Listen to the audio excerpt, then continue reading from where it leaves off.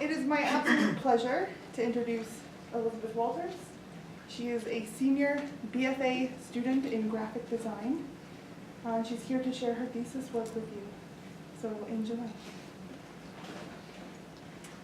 Hello everybody, thank you for coming. Today I will be talking about how I have incorporated metaphor into graphic design in my thesis project. So as a graphic design student, I'm taught to be able to create branding for selling products, and with this information I've taken that knowledge and presented different Christian concepts from scripture and then taking them and putting them into product design.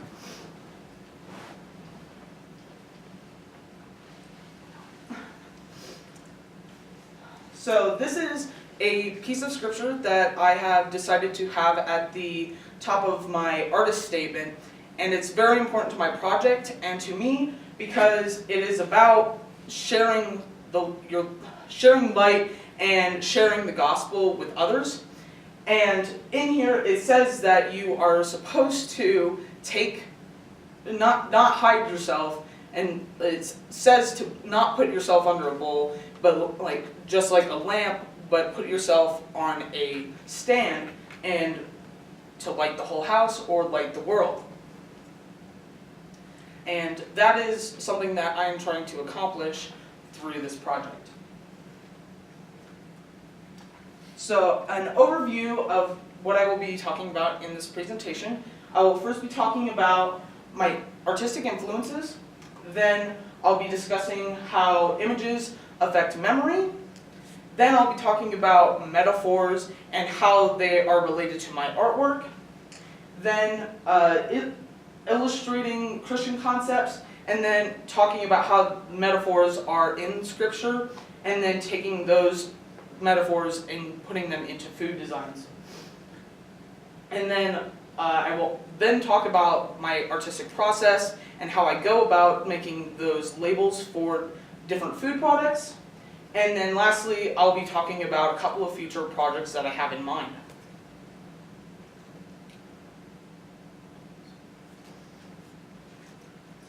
So I have a heavy background in portraiture, mainly because of graphic novels and cartoon television shows, and I prefer to read stories or take in information through the use of images and comic books. And I believe it's because I can remember the information a lot better when it's through this format. And that's because when I see the images on the paper, I can see what the author wanted me to explicitly see, and thus I can remember it a lot better. And viewing stories through the comic book format also engages the reader through the use of the artwork, and also engages visual literacy skills.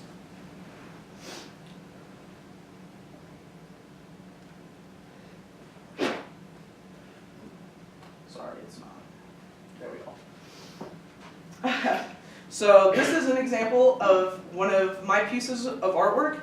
I did this about a year ago, and you can tell that I do have that influence of manga, even though it's not explicitly in that style. And you can tell through different formal elements, such as the use of line work. I have very dark lines to outline details. I have stylized faces, where I simplify things such as the mouth, nose, eyes, hair, or I simplified the wrinkles in clothing.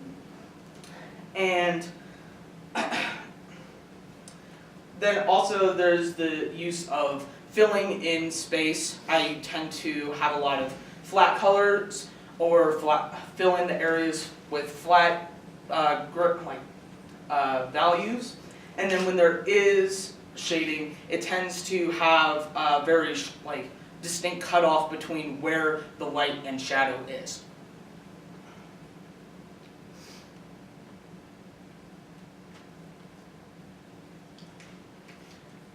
And like I said before, I like comic books because it helps me remember the information in the story, and that's because images have a good effect on memory.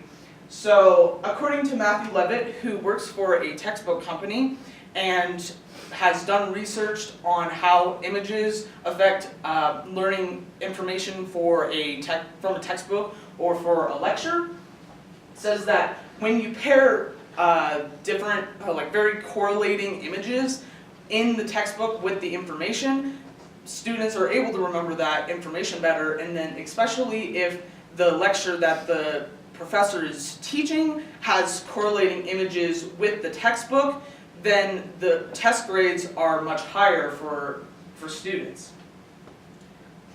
Then with visual literacy, that's the ability to analyze and evaluate text that communicate ideas with images. So I have an example of a comic book, or a comic that has no text other than with the exclamation point. And because of visual literacy, you're able to look at the panels and make inferences about what is happening. And then based off those inferences, you can also, when paired with text, be able to decide different information that the text does not explicitly say. So if you're reading a story and it has a picture, just like, not necessarily a comic book, but like a picture book, you're able to see things in the picture that might not necessarily be in the text, and then have that additional information.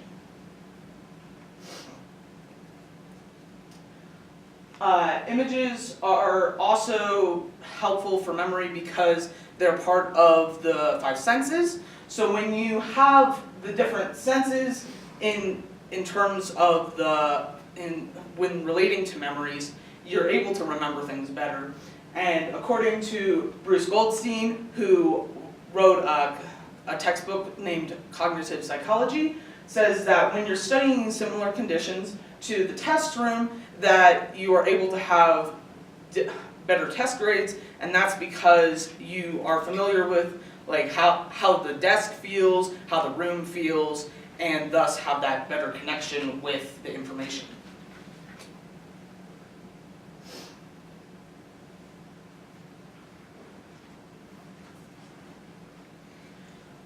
Next, my artwork has a lot of use of metaphor, and usually when I do portraiture, I like to have implements of metaphor.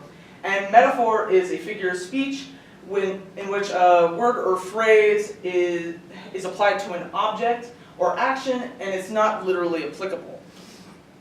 So what I do is I like to take elements of a person that I'm deciding to have a portrait of, and then put those elements in there instead of having the person drawn explicitly. So an example of this I have on the screen, and this is a person who is from Georgia, which is why I have the peach as the head, and in her artwork that's a common thing that she likes to have as well, so it's making that connection with her personality. And then additionally, she's a black and white photographer, so I have black and white photography that I thought reminded me of her style or things that she found important, and then put into a collage to make the different values of the work.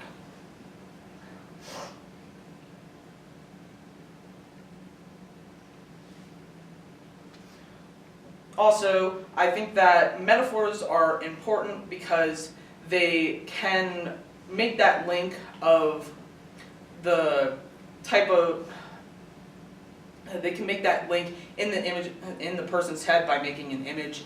And let's say if you have a metaphor such as love is a battlefield, you're able to create you're able to create a connection between those two items, even though they're not directly correlated. And so you're able to think of how love would be based off of your information of a battlefield.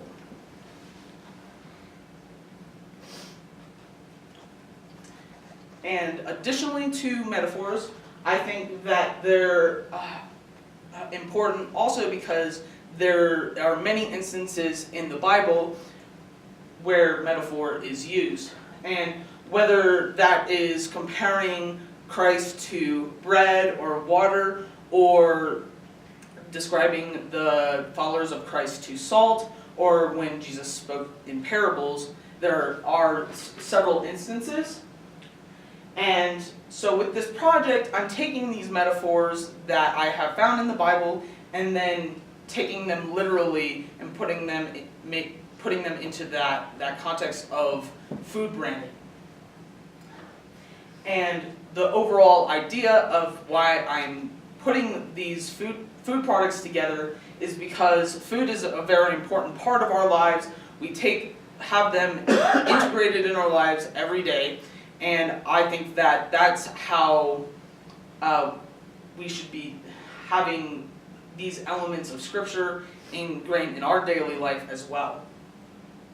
And lastly, I'm connecting these metaphors with labels because when you see that image, you have the physical product in your hands, you're able to remember that idea a lot better, because hopefully when you go home and you see an item that I've presented, you would be able to remember that concept and hopefully remember it further on than like that day, right?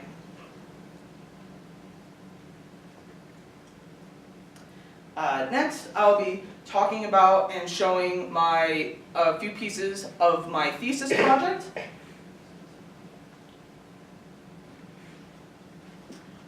First, I have this bread label, and I created this to be put onto a bag where I can have an actual loaf of bread placed inside. And this is important because it represents Jesus and the eternal life that he offers to those who are willing to follow him with their whole heart. And bread is a very important part of Christianity, not just in Scripture, but also because when we are at church, we take part in communion, we are given a piece of bread, we literally eat it. And it's also important because Jesus describes himself as the living bread. So when we are taking part in communion, we are supposed to be taking a part of him and having him a part of us.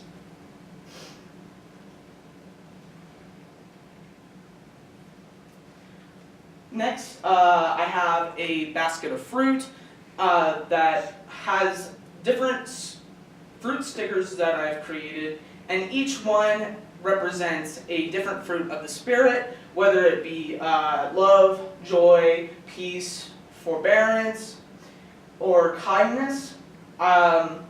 So it's taking that idea of producing things that are good and sweet when we have the Spirit of God within us.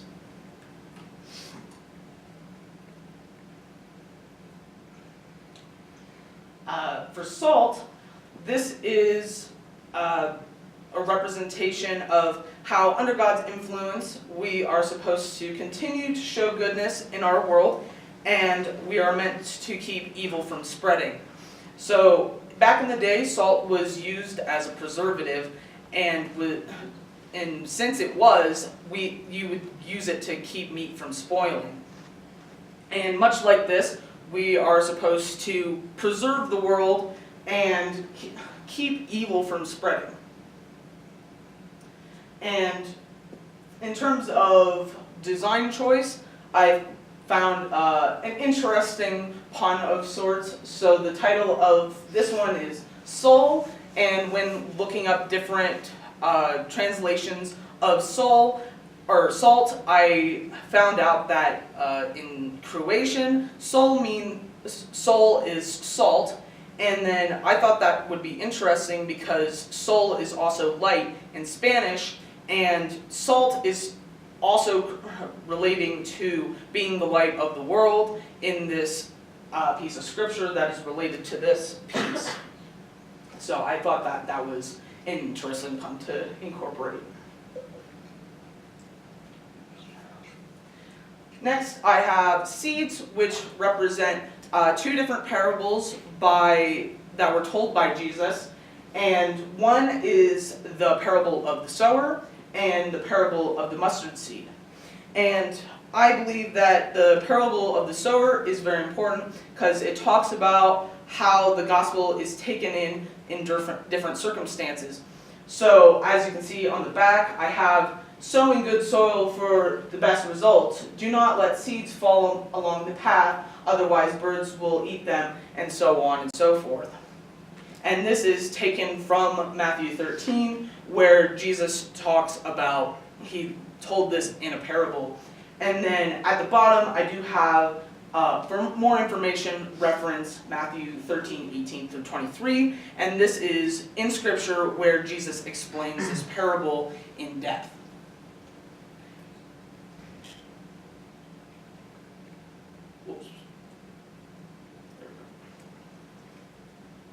Next, I have honey, which is a representation of God's promise and of good things. And this is a direct reference to the book of Exodus, where God's people were being enslaved by the Egyptians, and when they were freed, they were promised to be taken to the land of milk and honey. So I have that reference on the front, right at the bottom. I said it's from the spacious lands of milk and honey.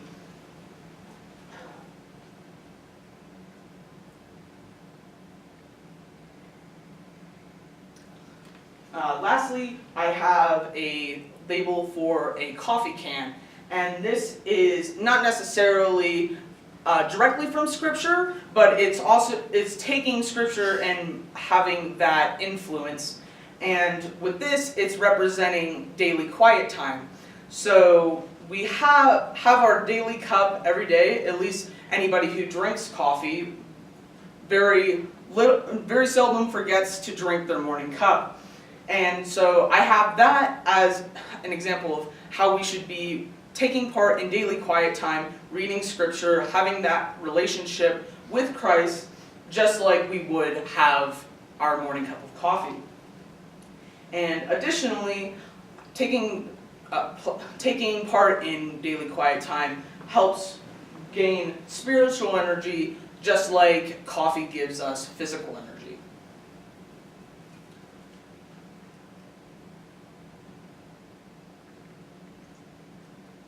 Next, I'll be discussing my process of how I create my artwork.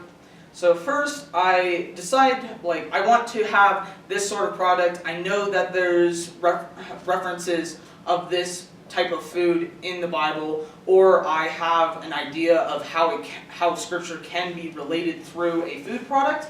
And I go through Scripture, I look things up, and I organize them on a sheet of notes. So at the top I'll have the type of food that it's going to be, and then I have the list of Scripture, and then I discuss ideas with myself on the paper, and then this makes it easy for me to begin the designing process because I have all the elements that I know that I want on there, and so I can just pick from the Scripture because it's already taken out. And then I take out the food product or object from the store, and then I take it apart, measure it, and then I make notes in how I want everything to be on paper. Then I print them out and cut them out and put them on the labels. So for future projects, I'm planning on having the Psalms in a type of albums of sorts. And then lastly, I want to take other social commentary that I'm interested in and then present them also as for food products. And then the show opens on April 22nd and will be in the Cloyd Snook Gallery, and the reception will be Friday, May 10th. Thank you for coming.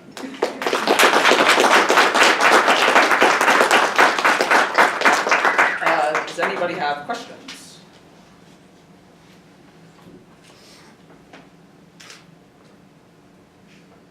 Jackson.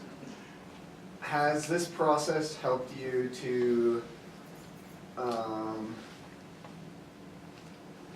like, practice your faith more often? Like, by reading scripture more often because of your work or whatever it might be? Do you think you have become more invested in your faith?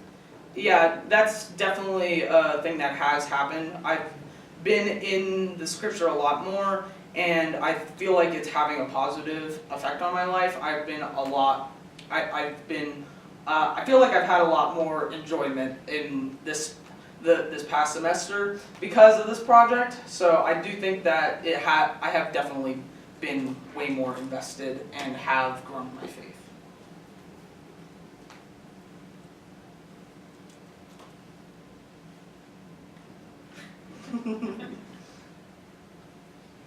Yes. In what ways do you think this project has pushed your artistic language? I think it's definitely been a challenge because, as I had said before, I do a lot of portraiture, and even though I do digital work, it has been a lot of people, and I really wanted to push myself to be able to create food branding, and I have done like fake labels and stuff before in the past, but it was always for fun, and it was usually like in reference to like a show or something like that. So I think this has been a good learning process because of it being much different from what I usually do as an artist.